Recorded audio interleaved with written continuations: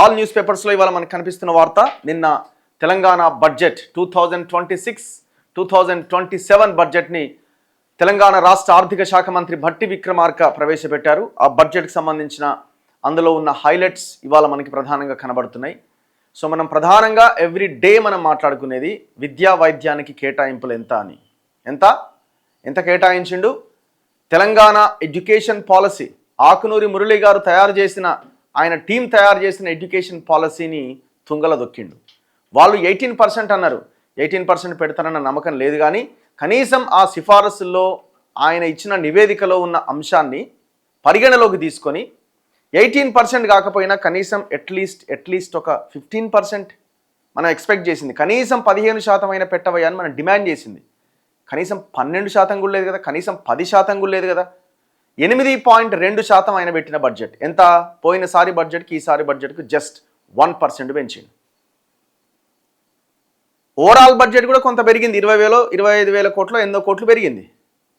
మరి పెరిగిన దాని ప్రకారం చూసుకుంటే ఇక నువ్వు పెంచిందంతా నథింగ్, జీరో. హెల్త్ అయితే ఇంకా దారుణం. గతంలో 4% పెడితే ఇప్పుడు జస్ట్ 5% పెట్టిండు. ఒక 1% నెంబర్ మార్చిండు అంతే. మరి ఈ విద్యా వైద్యానికి మీరు కేటాయింపులు భారీగా చేపట్టనంత కాలం మళ్ళా పేపర్లలో 12వ తరగతి వరకు ఒకే క్లాసులో, అసలు మీ చదువుకు తిరిగే లేదు, 5,000 కోట్లు ఇంటిగ్రేటెడ్ స్కూళ్ళకు పెట్టబోతున్నాం. ఆడ ఓయికి ప్రకటించిన 1,000 కోట్లు వచ్చి ఇళ్ళనే ఎత్తేసిండు. ఇంటిగ్రేటెడ్ స్కూళ్ళకు సంబంధించి ఎప్పుడో రిలీజ్ చేసిన జీవో అన్నది తీసుకొచ్చి ఇళ్ళనే ఎత్తేసిండు. అన్ని తెచ్చి కుప్ప పెట్టిండు. ఈ అయిపోయింది ఇదే బడ్జెట్ అంటాడు. ఆడ ఏదైతే హామీల 1,000 కోట్లది 5,000 కోట్లది ఇవన్నీ హామీలు ఇచ్చినాడో దానికి సంబంధించిన బడ్జెట్ ఇంట్లో పెట్టడం వల్ల ఇంకో 1% పెరిగింది అంతే.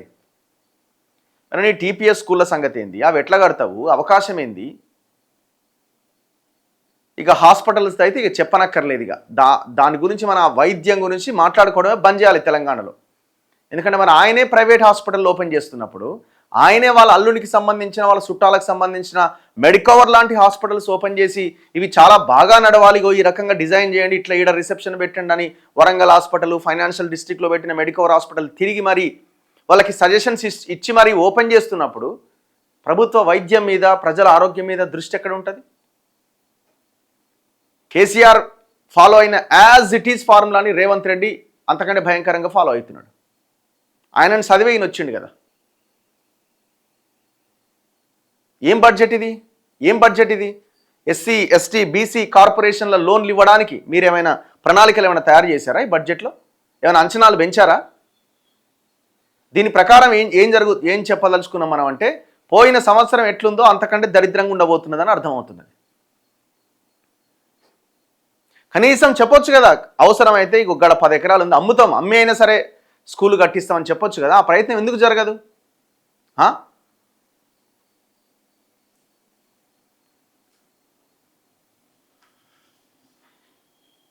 మాట్లాడదాం. ఈ అంశం చాలా ఇదిగా కనబడుతున్నది మనకి అన్ని పేపర్స్లో.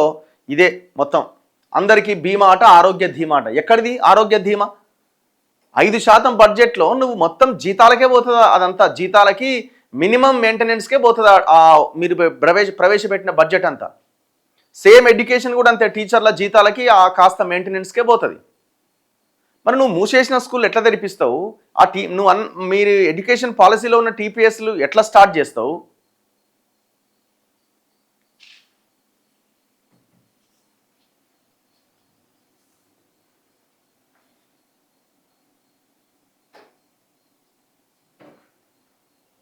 చాలా ముందుగా ఈనాడుతో స్టార్ట్ చేద్దాం. మీరు కూడా కమెంట్ పెట్టండి, నిన్నటి బడ్జెట్ మీద మీ అనాలిసిస్ ఏంటి, మీరు ఎట్లా చూస్తున్నారు ఈ బడ్జెట్ని?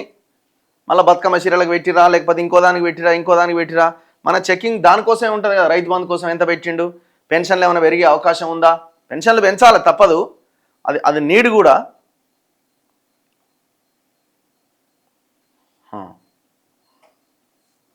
మీరు ఇంకా ఎన్ని రోజులు కేసీఆర్ దండకం చేస్తారు? ఈ తెలంగాణ ఉన్న రోజులు చేస్తూనే ఉంటాం. ఎందుకంటే ఆయన 10 ఏళ్ళు ముఖ్యమంత్రిగా పరిపాలించిన ఆయన కదా. ఆయన పరిపాలన విధానము, ఆయన తీరు కూడా చెప్పాలి కదా. మళ్ళీ నేను అధికారంలోకి రావాలని ప్రయత్నం చేస్తున్నాడు కదా. మేము మాట్లాడినంత కాలం, చేసినంత కాలం ఖచ్చితంగా ఆయన పేరు చెప్తాం, రేవంత్ రెడ్డి పేరు చెప్తాం, కిషన్ రెడ్డి పేరు చెప్తాం, 3 పార్టీలది చెప్తాం, ఇంకొక ఆయన మధ్యలో వస్తే ఆయన పేరు కూడా చెప్తాం. ఎందుకు చెప్పాం? అందరి గురించి మాట్లాడతాం. ఆయన ఏదో గొప్ప పని చేసి అధికారాన్ని అసలు ఇది చేసి పోయిండని మనం ఆయన వదిలేస్తామా? ఇప్పుడు మళ్ళీ ఆయన రావడానికి రెడీగా ఉన్నాడు కదా, మరి ఆయనది కూడా చెప్పాలి కదా.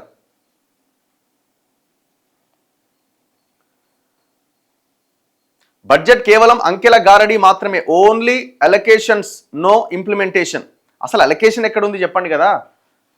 2 లక్షల ఉద్యోగాలు ఎక్కడ? ఇప్పుడు 67,000 ఉద్యోగాలు ఏదో ఇచ్చినామన్న ఒక లెక్క చెప్పారు. మరి జాబ్ క్యాలెండర్ గురించిన ప్రస్తావన ఏది? 1 ఇయర్లో 2 లక్షల ఉద్యోగాలు ఇస్తామనే ప్రస్తావన ఏది? సరే, అది ఎట్లాగో బెటర్, ఎందుకంటే అబద్ధం ఆడి ఏదో మాయ చేసిరని అనుకుందాం. మరి భవిష్యత్తులో ఇవ్వబోయే ఉద్యోగాలు ఇగో ఇవి అని చెప్పే ప్రయత్నం ఎందుకు చేయరు? ఒక లైన్ పెట్టొచ్చు కదా, అతి త్వరలో ఇంకొక 50,000 60,000 ఉద్యోగాలు వేయబోతున్నామని ఎందుకు చెప్పారు?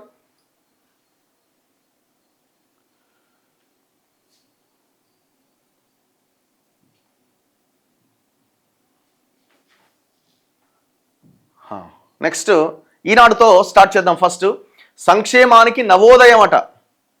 సంక్షేమానికి నవోదయం అంటే వెల్ఫేర్ స్కీమ్స్ కోసం చాలా పెద్ద ఎత్తున ఖర్చు పెట్టిరని అంటున్నారు. 9 కొత్త పథకాలకు శ్రీకారం చుట్టిరట. 9 కొత్త పథకాలు. ఏంటా పథకాలు? మొత్తంగా ఆ రంగానికి 1,45,591 కోట్లు కేటాయించిరట. అంటే టోటల్ 3,24,234 కోట్ల బడ్జెట్లో ఆల్మోస్ట్ సగం అమౌంట్ 1,45,591 కోట్లని 45-46% ఆ రంగాలకు కేటాయించినట్ట. సంక్షేమ రంగానికి ప్రతి కుటుంబానికి 5 లక్షల జీవిత బీమా అట. ప్రతి ఒక్కరి హెల్త్ ప్రొఫైల్తో ఒక డిజిటల్ కార్డ్ అట. ఎంత దారుణంగా ఉంటుంది చూడండి. ఇప్పుడు ఏమంటుండు? ప్రతి ఒక్కరి హెల్త్ ప్రొఫైల్ అంటే నీకేమన్నా జబ్బులున్నా, నీ ఆరోగ్యం ఎట్లుందన్నది ఒక హెల్త్ ప్రొఫైల్ తయారు చేసి నీ చేతిలో ఒక డిజిటల్ కార్డు పెడతారట. రైట్?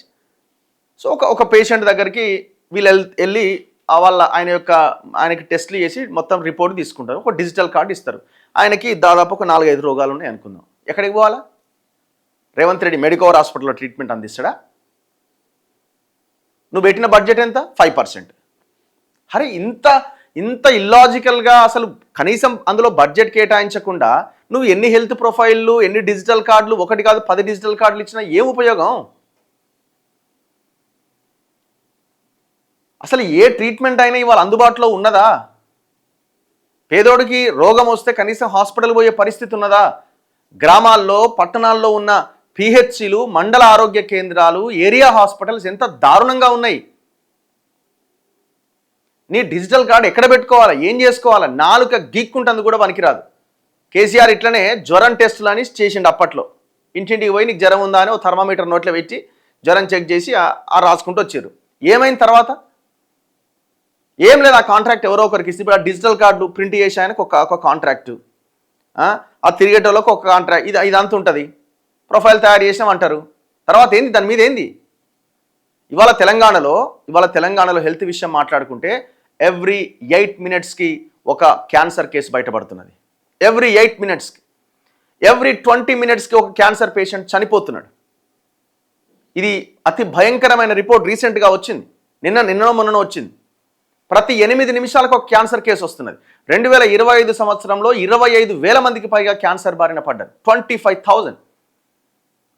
ఇంత భయంకరమైన లెక్కలు ఉన్నప్పుడు అసలు ఆ వ్యాధులు రాకుండా ఉండడానికి ప్రయత్నం జరగదు. రోగం వచ్చిన తర్వాత కనీసం ఆ ట్రీట్మెంట్ అందుబాటులో ఉండదు. డిజిటల్ ప్రొఫైల్ అట, డిజిటల్ కార్డ్ అట, హెల్త్ ప్రొఫైల్ అట, ఇవన్నీ పెద్ద బోగస్. వీటి కోసం 100 కోట్లు తగలబెడతారు. చిత్తశుద్ధితో చేస్తే అవుతుంది, కానీ బడ్జెట్ ఎక్కడిది? ప్రతి కుటుంబానికి 5 లక్షల జీవిత బీమా అట. మరి ఆ జీవిత బీమాలో ఎన్ని కండిషన్స్, ఎంత కథ ఉన్నదో. ఇంకా మంచిదే ఈ బీమా అందించడం అన్నది మంచిదే. ఇప్పుడు రైతులది ఫసల్ బీమా యోజన అని ఒక స్కీమ్ ఉండే, కేంద్రం ప్రవేశపెట్టింది. పంట నష్టపోతే నష్టపరిహారం. మన తెలంగాణలో అది ఇంప్లిమెంటే చేయలే. రైతులకి పంటల బీమా పథకం తీసుకొస్తామని ఇప్పుడు కాంగ్రెస్ కూడా మేనిఫెస్టోలో పెట్టింది. ఆయన ఎప్పుడో 2018లోనే కేసీఆర్ ఉడబిక్కున్నాడు దాని నుంచి. రైతులకు ఆనాటి నుంచి పంటల బీమా పథకం లేదు. సరే, అది ఎంత గొప్ప పథకం ఏందన్నది పక్కన పెడితే కొన్ని రాష్ట్రాలు వాళ్ళు కూడా ఇంకొక స్కీమ్ని ఇంప్లిమెంట్ చేసి 2 యాడ్ చేసి ఇంప్లిమెంట్ చేస్తున్నాయి. కానీ మన దగ్గర అది లేదు. 2018 నుంచే లేకుండా పోయింది. వీళ్ళు అధికారంలోకి వచ్చే ముందు మేము పంటల బీమా ప్రకటిస్తామని అన్నారు. ఇంతవరకు దాని మీద అతిగతి లేదు. మేనిఫెస్టోలో ఉంది. ప్రభుత్వ ఉద్యోగులకు, పెన్షనర్లకు ఆరోగ్య భద్రత ప్రమాద బీమా. ప్రభుత్వ ఉద్యోగులకు, పెన్షనర్లకట ఆరోగ్య భద్రత ప్రమాద బీమా అట. నిన్న ఒక వార్త వచ్చింది. పోలీసులకి ఆరోగ్య భద్రత లేకుండా పోయింది. వాళ్ళు హాస్పిటల్ని, ఈ నెట్వర్క్ హాస్పిటల్కి పోతే ప్రభుత్వం మాకు పైసలు ఇస్తలేదు, 300 కోట్ల బకాయిలు ఉన్నది, మీకు వైద్యం అందించమంటున్నది. ఇవన్నీ ఎట్లా ఎట్లా ఎట్లా పాసిబుల్ అవుతాయి? మీకు చిత్తశుద్ధితో అంటే గ్రీన్ ఛానల్ ద్వారా డబ్బులు రిలీజ్ చేసినప్పుడు ఇది సాధ్యమవుతుంది. పేదల విద్యకు పెద్దపీట. ఎక్కడ పెద్దపీట? ఇవి రాసేటట్టన్నా ఉండాలి కదా పేపరు. ఎంత దారుణం ఇవి! పేదల విద్యకు పెద్దపీట వేసిండట. పేదల విద్యకు యంగ్ ఇండియా ఇంటిగ్రేటెడ్ స్కూళ్లకు 5,000 కోట్లు. ఎప్పటి నుంచి చెప్తున్నారు ఈ మాట? దాదాపుగా కొడంగల్, మధిర, ఇంకా కొన్ని నియోజకవర్గాల్లో ఫౌండేషన్ స్టోన్ వేసినప్పటి నుంచి ఇక అయిపోయి జీవో వచ్చింది. 119 నియోజకవర్గాలు, 119 స్కూళ్ళు, నియోజకవర్గానికి ఒక్క స్కూల్కి 200 కోట్లు, 5,000 కోట్లని 8-9 నెలల నుంచి ఉదరగొడుతున్నారు. ఆనాడు ఇవ్వాల్సిన ఆ బడ్జెట్ని తీసుకొచ్చి ఇలా కలిపారు. సరే, ప్రతిదీ బడ్జెట్ ప్రకారంగానే ముందుకెళ్ళాలి, కాదనట్లేదు. కానీ మీరు అది ఎప్పుడో చెప్పిన విషయం కదా. ఇప్పుడు ఇంకా కేటాయింపులు ఇంకో దానికి ఉండాలి కదా. మీరు ఇప్పుడు ఈ ఇంటిగ్రేటెడ్ స్కూల్ దీనిలోనే కలుపుతారు, ఉస్మానియా దీనిలోనే కలుపుతారు, అంతా కలిపి ఇంకొక 1% పెంచుతారు. ఇక కొత్తగా మీరు చేసేదేముంది? గ్యారంటీ హామీల అమలుకు 50,713 కోట్లు. ఇవే ఫ్రీ బస్సులు, 200 రూపాయల 500 గ్యాసు, 200 యూనిట్ల కరెంట్, ఇవన్నీ ఉన్నాయి కదా. బతుకమ్మ చీరలు. కొత్త బడ్జెట్ ముఖ చిత్రం ఇది. మొత్తం బడ్జెట్ ఎంత? 3,24,234 కోట్లు. రెవెన్యూ వ్యయం 2,34,405 కోట్లు. ద్రవ్య లోటు 58,458 కోట్లు. మూలధన వ్యయం 47,267 కోట్లు. రెవెన్యూ మిగులు 6,857 కోట్లు. ఇవన్నీ అంచనాలు. ఇందులో పంచాయతీరాజ్ గ్రామీణాభివృద్ధికి 33,688 కోట్లు. ఓకే. ప్రాథమిక అండ్ ఉన్నత విద్యకి 26,674 కోట్లు, జస్ట్ 8.2%. వ్యవసాయం సహకారం 23,174 కోట్లు. ఇది కూడా ఎంత? జస్ట్ 7%, 6% వస్తుంది. నీటిపారుదల 22,615 కోట్లు. పురపాలక పట్టణాభివృద్ధి 17,907 కోట్లు. వైద్యం ఆరోగ్యం 13,679 కోట్లు. జస్ట్ 5% ఏమో అంతే. మీరు ఒక్కసారి చూడండి, మీరు చాట్ జీపీటీని అడగండి, చెప్తుంది. ఇది బడ్జెట్కి సంబంధించిన కాపీ.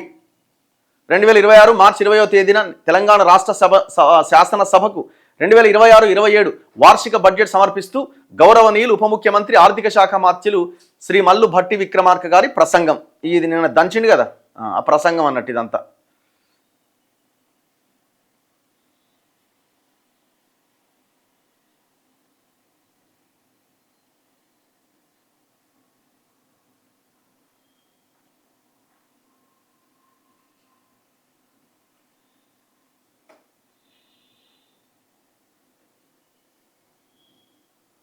ఏమనంటే దేశ తలసరి ఆదాయంతో పోలిస్తే మన తలసరి ఆదాయం 1.9 రెట్లు ఎక్కువగా ఉన్నది. వాళ్ళ వృద్ధి రేటుకి మన వృద్ధి రేటుకి, వాళ్ళ దేశం మొత్తానికి వృద్ధి రేటు 6.9% అయితే మన వృద్ధి రేటు 10.2%. అసలు మనం ఎన్నో ఉన్నామంటారు. ఎన్నో ఉంటే మనం ఈ సిచ్యువేషన్ ఎందుకు ఉంటుంది? ఈ లెక్కలన్నీ ఇప్పుడు తలసరి ఆదాయం ఎట్లా లెక్క కడతారు? తలసరి ఆదాయం జర్నలిస్ట్ రఘుది, గుడిసెలో ఉండే ఇంకొక ఆయనది, నాకంటే పై స్థాయిలో ఉండే ఆయనది, మెగా కృష్ణారెడ్డిది, రామేశ్వరరావుది, రేవంత్ రెడ్డిది, బట్టి విక్రమార్కది, అందరిది కలిపి ఒక దగ్గర లెక్కలేసి తలసరి ఆదాయాన్ని లెక్క కడతారు. నువ్వు పేదోని లెక్క కట్టు, మిడిల్ క్లాస్ ఫ్యామిలీస్ లెక్క కట్టు, ఉన్నోంది లెక్క కట్టు. ఇవాళ ఈ దేశంలో సంపద గుప్పెడి మంది చేతుల్లో ఉందని లెక్కలు చెప్తున్నాయి. ఇక నువ్వు తలసరి ఆదాయాన్ని దేశమంతా, రాష్ట్రమంతా అని అందరినీ ఒకే గాడి మీద కట్టేసి లెక్క కడితే అట్లనే వస్తుంది. ఇప్పుడు సంపద అంతా ఒక దగ్గర పోగైందండి. ఆ సంపద అంతా అందరికి ఏదో పంచినట్టుగా లెక్క కట్టేటప్పుడేమో అంత లెక్క కడతారు. సంపద డిస్ట్రిబ్యూషన్లో మాత్రం కేవలం ఆ పెద్దోడి చేతిలోనే ఆ సంపద ఉండేలాగా ప్లాన్ చేస్తారు. ఏం తలసరి ఆదాయం ఇది? బోగస్ లెక్కలు ఇవన్నీ.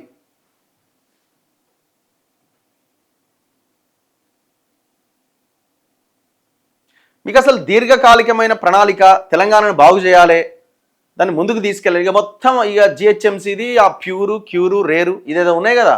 జిహెచ్ఎంసీని మేమేదో కోర్ అర్బన్ రీజియన్ చేస్తున్నాం, అగ్రికల్చర్ రీజియన్ చేస్తున్నాం అని జిహెచ్ఎంసీ పునర్వ్యవస్థీకరణ మొత్తం దీని చుట్టే తిప్పుతున్నారు. ఫ్యూచర్ సిటీ, ఉన్న సిటీలు, ఉన్న పట్టణాలు, ఉన్న మండలాలు, ఉన్న గ్రామాల గురించి పట్టించుకోవనేమో మనం అడుగుతున్నాం. ఉద్యోగ నియామకాల గురించి ఏం పెట్టిన ఒకసారి ఒక లైన్ చూడండి. తెలంగాణ ఉద్యమ ఆకాంక్షలలో అత్యంత కీలకమైన ఉద్యోగ నియామకాల భర్తీకి ప్రజాప్రభుత్వం అత్యంత ప్రాధాన్యతనిచ్చింది. గత ప్రభుత్వం నిరుద్యోగుల జీవితాలతో చెలగాటమాడింది. టీజీపీఎస్సీ ద్వారా నిర్వహించే అత్యున్నతమైన గ్రూప్ 1, గ్రూప్ 2 పరీక్షలను సమర్థవంతంగా నిర్వహించలేక పరీక్షా పత్రాలు లీక్ కావడంతో రాజ్యాంగబద్ధ సంస్థ అయిన టీజీపీఎస్సీ నవ్వుల పాలైంది. గత ప్రభుత్వ నిర్లక్ష్యానికి ఎందరో నిరుద్యోగులు ప్రాణాలు కోల్పోయారు. ఈ ప్రభుత్వం అధికారంలోకి రాగానే యూపీఎస్సీ స్థాయిలో టీజీపీఎస్సీని పునర్వ్యవస్థీకరించి నిరుద్యోగుల ఆకాంక్షలను గుర్తించి ఇప్పటి వరకు 67,763 మంది నిరుద్యోగులకు నియామక పత్రాలు అందించింది. వీళ్ళ లెక్క ఎంత? 67,763 అట ఇప్పటిదాకా ఇచ్చిన ఉద్యోగాలు. మరి ఒకటో 70,000 అనేగా. మళ్ళీ అట్లా కూడా లెక్కలు ఇష్టం వచ్చినట్టు వేస్తున్నారు. అంటే మట్టం చేయాలి కదా. ఇక ఆయన 70 అంటాడు, ఒక ఆయన 80 అంటాడు. ఇవి కూడా పాత నోటిఫికేషన్లు ఉన్నాయి ఇలా. సరే పాతయో కొత్తయో ఇచ్చిందని అనుకుందాం. నువ్వు చెప్పిన లెక్క ఎంత? సంవత్సరం తిరిగేలోపు 2 లక్షల ఉద్యోగాలు అన్నావు. అవునా? కనీసం 1,00,000 ఉద్యోగాలు ఇచ్చినవా? సరే అది పక్కన పెట్టు. బిస్వాల్ కమిటీ రిపోర్ట్ని ఆధారంగా చేసుకొని నువ్వు ఎలక్షన్స్లో బీఆర్ఎస్ని ఎండగట్టినావు కదా. బిస్వాల్ కమిటీ ఏం చెప్పింది? 1,91,000 ఉద్యోగ ఖాళీలు ఉన్నాయి తెలంగాణలో అని చెప్పింది. ఇది ఉన్న రిపోర్టే కదా. మరి 1,91,000 ఖాళీలనే కంప్లీట్ చేసే ప్రయత్నం చేసినవా? అందులో సగం చేసినవా? ఆ బిస్వాల్ కమిటీ రిపోర్ట్ ఇచ్చిన తర్వాత కూడా ఎంతో మంది ఉద్యోగులు రిటైర్ అయినారు కదా. ఇప్పుడు ఆ ఖాళీల లెక్క 2 లక్షలు దాటుతుంది.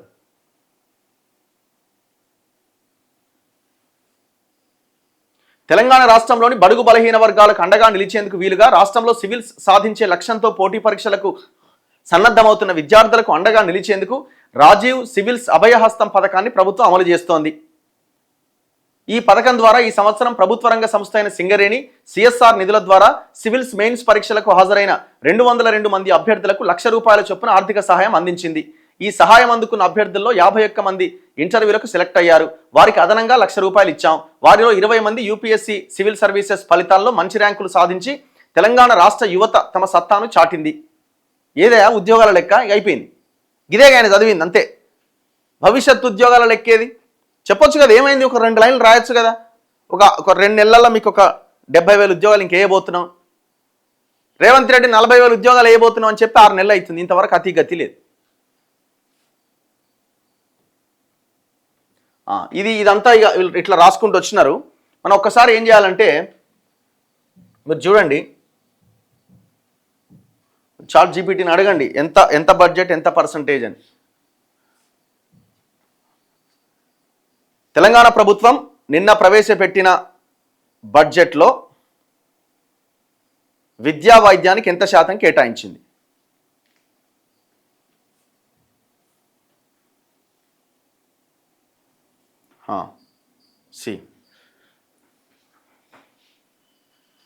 తెలంగాణ ప్రభుత్వం నిన్న ప్రవేశపెట్టిన బడ్జెట్లో మొత్తం బడ్జెట్లో 8.2% కేటాయించింది. సో క్లియర్గా డేటా ఉంది కదా. వైద్యం విషయానికి వస్తే తాజా నివేదికల్లో స్పష్టమైన కొత్త శాతం చెప్పకపోయినా ఇటీవల బడ్జెట్ ట్రెండ్ ప్రకారం 4 నుంచి 5% మధ్యలోనే కేటాయింపు కొనసాగుతున్నది. అంటే పెద్ద తేడా ఏమీ లేదని చెప్తున్నది. ఈ 8.2 కూడా పోయినసారి బడ్జెట్తో కంపేర్ చేస్తే పెరిగింది ఏం లేదు అక్కడ. ఇగో విద్యకి 8.2, వైద్యానికి 4.2. మొత్తం చూస్తే విద్య మరియు ఆరోగ్య రంగాలకు కలిపి దాదాపు 12 నుంచి 13% కేటాయించినట్టు తెలుస్తోంది. ఏం బడ్జెట్ ఇది? దీని ద్వారా ఏం చేస్తావు? ఇలానే ఇంటిగ్రేటెడ్ స్కూల్ 5,000 కోట్లు, ఇలానే ఉస్మానియాకి ఇచ్చే 1,000 కోట్లు అన్ని యాడ్ చేసిండు ఇలా. ఇంకొక లైన్ అడుగుదాం చూడండి.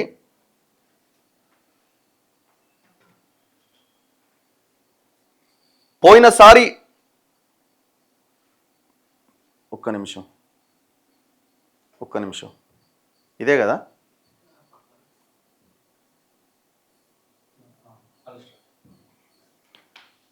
పోయినసారి బడ్జెట్తో కంపేర్ చేస్తే ఈసారి విద్యా వైద్యానికి కేటాయించిన శాతంలో ఏమైనా మెరుగుదల ఉన్నదా?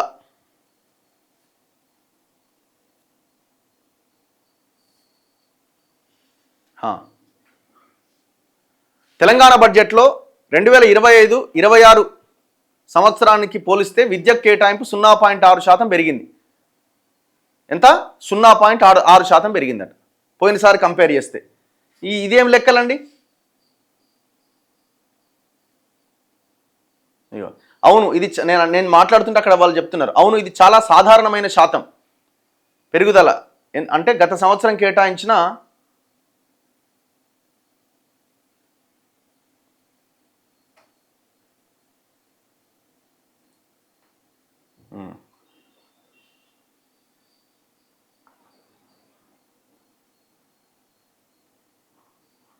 పోయినసారి బడ్జెట్ పూర్తి బడ్జెట్ ఎంత? పోయినసారి పెట్టిన పూర్తి బడ్జెట్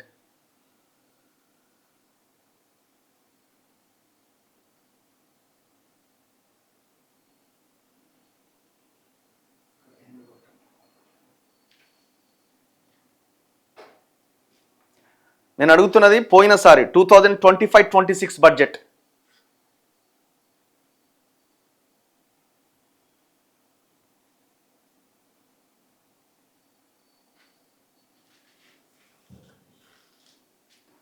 ఎంత? 3,04,965 కోట్లు. ఈసారి ఇంకొక 20,000 కోట్లు పెంచిండు.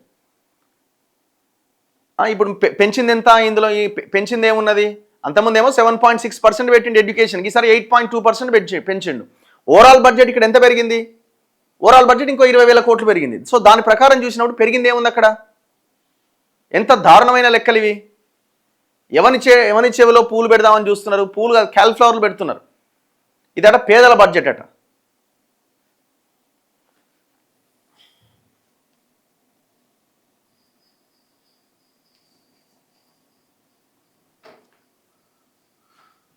సో ఇట్లా ఈ విద్యా వైద్యం మీద వీళ్ళు కేటాయించినటువంటి బడ్జెట్ ఇది చాలా దారుణం ఇది.